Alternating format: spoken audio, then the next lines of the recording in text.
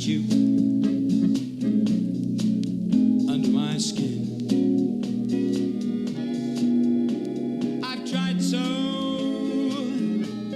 not to give in. I said to myself, this affair ain't never gonna go too well. But why should I try to resist? Hey, welcome back to the podcast. Thanks for listening.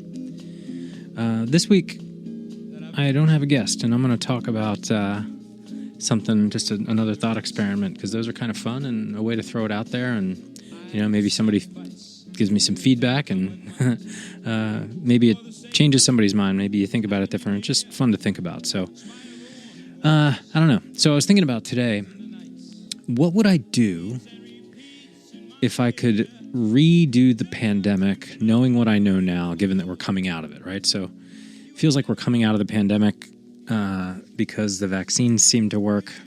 I just cannot get behind the idea that we've been fooled and all that stuff. I mean, I really believe in the science of it, and the evidence is there. The hospitals aren't overrun anymore. The only explanation is not that the virus went away, but that we are beating the virus with amazing technology. So, that being said, I heard this great quote about that too today, which is, about thinking about what's actually going on and trying to question reality and see if you can find what's real in all of the crazy news and reports and social media and stuff. Is like, I think it was something like, if you hear hoofbeats, don't look for a zebra. So it's like, oh yeah, it's probably a horse. The virus probably works. I'll put the real quote in the and give credit to who it's from in the show notes. I can't quite recall at the moment, but so anyway, what would you do if you could redo the pandemic? Have to go through the pandemic again, but actually know as much about it as we know right now. And wouldn't that be handy? How would that have changed your year and 3 months in quarantine? And, I'm not exactly sure, other than there was a lot of fear and anxiety that was probably unnecessary due to how things were going. And I almost forgot also that, we had a completely different political landscape during most of it that sort of culminated in the insurrection. So we had a pandemic and chaos in the White House, basically chaos in the country that's still, crazy things are still happening related to that, the big lie, as they're saying, and these crazy ideas, and swirling people up into believing that the fringes of society are actually going to be able to take over rather than just, it's like we're constantly watching a show about the two fringes of society fighting each other. It's very weird. But, I think there's a lot about the pandemic that I probably would do pretty much the same, but I wouldn't have worried about some things as much. I was thinking about it this way. Early in the pandemic, once they kind of realized, at least I realized, that, I wasn't sterilizing my groceries. I would spray them give them a little spray with some Lysol, anything that wasn't, exposed. Leave them sit for a while. But I know people who had separate tables laid out where they separated their groceries and had them timed and would let them sit for a certain few days. And I was thinking about this. How much better would it have been to really, instead of giving this headline that says COVID lives on surfaces, which, is true. It does live on certain surfaces. In a lab setting, in a sterile room, I guess it lives pretty long. And that's what those studies were really showing, is that, okay, we figured out this is how long it's stable if you don't mess with it, et cetera. But that doesn't mean it was on all of our groceries. And I think think it's just generally we're bad at communicating science in a way that most people can understand, and we got to get way better at that if we want to get through this again. So, I would kind of, armed with the type of information we did learn along the way, that, hey, if the grocery stores were the source here, we'd be in way more trouble. I definitely would have bought toilet paper. I'm trying to think if I'm thinking of it in a Back to the Future kind of way or just a regular way, and I'm not sure. It doesn't matter. Choose your own adventure. But in my mind, I would have loved to have the information a little bit about toilet paper. I think I'm doing it in a more realistic way, because if it was a Back to the Future-y way, you could go back and you could, play the stock market, and it's like, no, you can't predict the future. You just are armed with more information from the beginning of how the disease is, and how to easily avoid it, how to, know if you can leave your house. Like, outside's probably fine. Like, before we had the vaccine, outside was fine.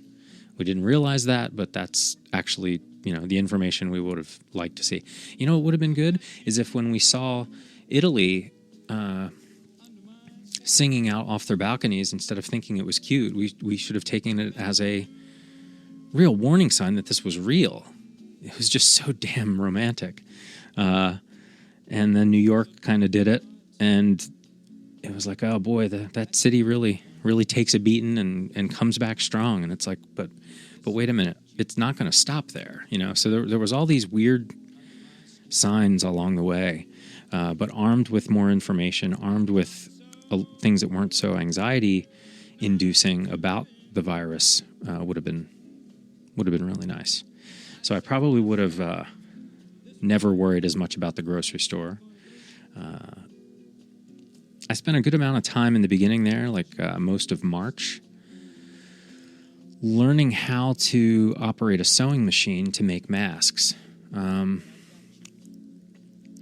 thinking about the unbelievable situation that in this country we had like a supply problem with industrial kind of supplies, like that it was just disappointing. I was disappointed in our response, and I can't wait to live long enough to find out what actually went down, what committees were turned off or told to not do things or ignored or whatever. It's going to be insane to actually find out what really went on from the ineptitude, the messaging, the denial, whatever the case may be, to get us where we got to. But I feel like we could have done a better job if we had more information and communicated that information more effectively. I feel like, man, I've talked about this on the podcast with people, so I'm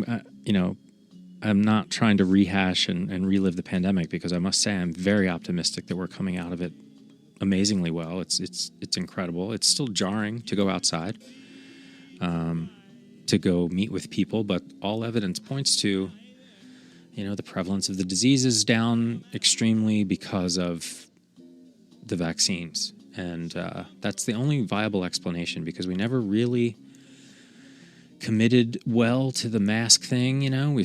People still with the mask around their nose, or whoever doesn't believe it's a thing and it's a freedom thing and all that crap. Like, you can't say we did anything else consistently except vaccinate in high numbers.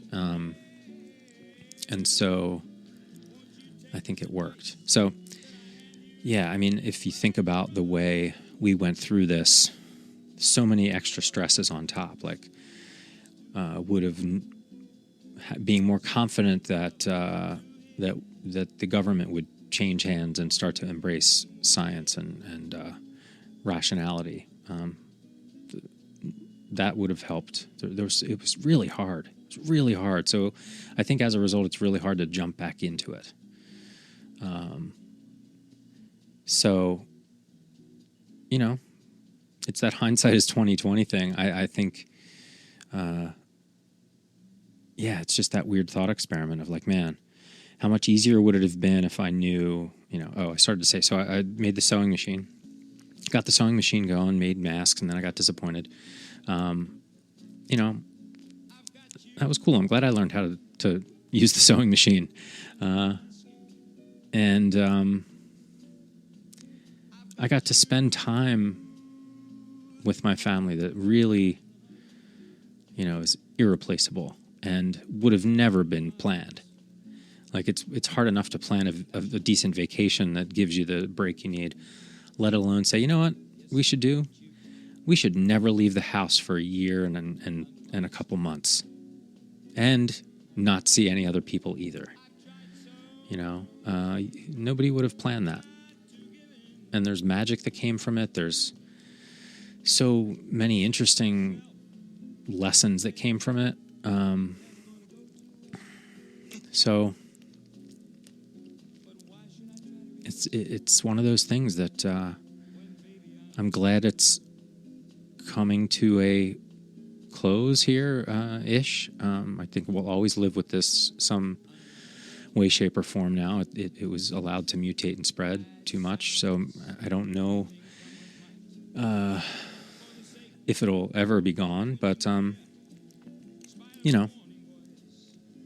think we know what's up, and we have incredible tools to combat the horrible toll it took on us when we didn't have that incredible science to aid us, that technology. So,